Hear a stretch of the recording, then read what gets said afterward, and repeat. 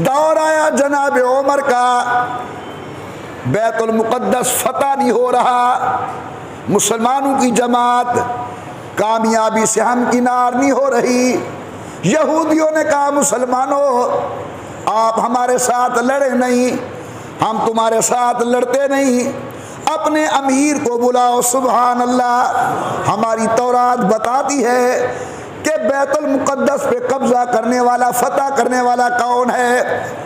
हजरत के पास पैगाम भेजा गया, गौर करना, आज मैं किसी महफिल में जाऊं, घर से आला से आला कपड़े पहनकर जाऊंगा। उसी हालत के अंदर हजरत उमर रवाना हुए, कपड़े का कमीज, चमड़े की टाकियां पैबंद लगी हुई, गुलाम साथ है। चलते चलते चलते चलाते एक मंजिल खुद सवार होते हैं, एक मंजिल गुलाम को सवार करते हैं।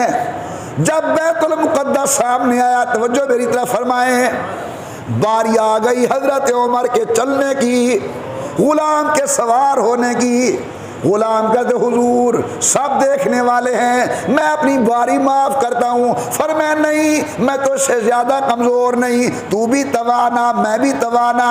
हजरत उमर अमीरुल मोमिनीन के हाथ के अंदर मुहार है, गुलाम सवार है।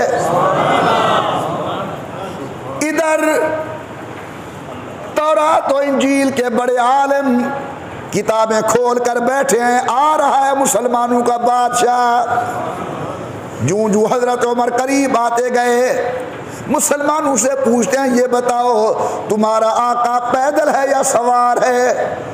ये हमारा आका पैदल है, यही है ना जिसके कमीज के ऊपर पैबंद चमड़े के लगे हुए हैं। उन्हें कि जी बिल्कुल यही है। सुभान अल्लाह सुभान अल्लाह। जब अमीर उमर आए, यहूदी उलमा ने कहा हमें आपके साथ लड़ने की कोई गुंजाइश जरूरत नहीं। तौरात और इंजील ने बैतुल मुक़द्दस के फाते की जो अलामतें बयान की हैं वो सब आपके अंदर मौजूद हैं। चुप करके चाबियां हजरत उमर के हवाले कर दी गई।